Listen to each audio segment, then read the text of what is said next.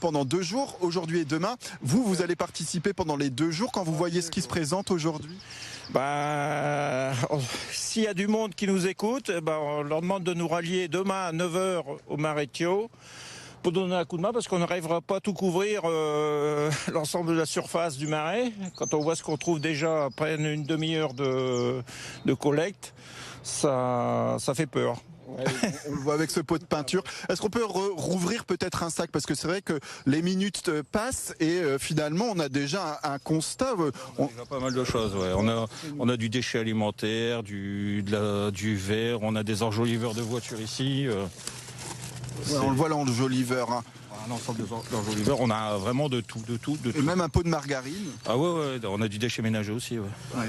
Et tout ça, du plastique qui s'accumule dans la nature. Julien, qu'est-ce que vous qui êtes l'organisateur déjà, qu'est-ce que vous vous dites en voyant ce petit résultat au bout de 20 minutes de marche? Moi je dis que c'est honteux de voir autant de choses, quoi. Ces choses n'ont pas à être dans la nature, déjà de une.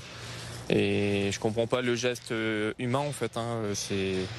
C'est pour ça qu'il faut qu'on retire tout pour que la nature reprenne son nid en fait. Bon, on est sur une action, parce que je vous laisse encore travailler, hein. On est sur une action qui est à la fois bonne pour l'environnement, mais qui est également solidaire pour les enfants malades. Parce que c'est vrai qu'aujourd'hui, les canettes que vous ramassez, vous allez pouvoir les donner à une association.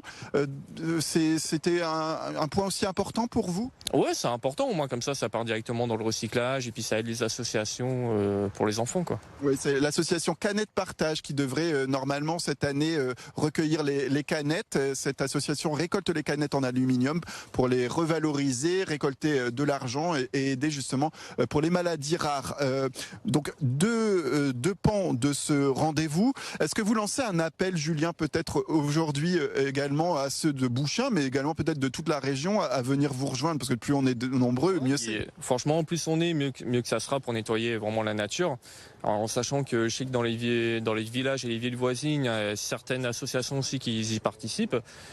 Donc moi je voudrais c'est que dans les années qui viennent, qu'il y ait de plus en plus de monde qui soit sensibilisé à ça et qui viennent donner un coup de main pour nettoyer la nature, quoi. Ouais. Vous avez une pancarte également, je vais peut-être vous inviter à la montrer aux téléspectateurs du Nord et du Pas-de-Calais dans On a rendez-vous sur BFM Grand Lille et Grand Littoral. C'est quoi cette pancarte? Donc en fait ça c'est une pancarte qui m'a été fournie auprès de Hauts-de-France Propre pour une fois que le nettoyage de la zone sera terminé, on nous a dit de l'installer. Au moins comme ça peut prévenir les futurs promeneurs comme quoi la zone, il faut la respecter, qu'elle a été nettoyée par nos soins. Oui, ça, vous allez la poser où exactement? Donc elle va être posée à l'entrée de la zone directement, à la zone du Marecchio. Mais on va voir peut-être pour faire d'autres pancartes, des photocopies plastifiées pour en mettre à différents accès parce qu'il y a différentes entrées du Marecchio.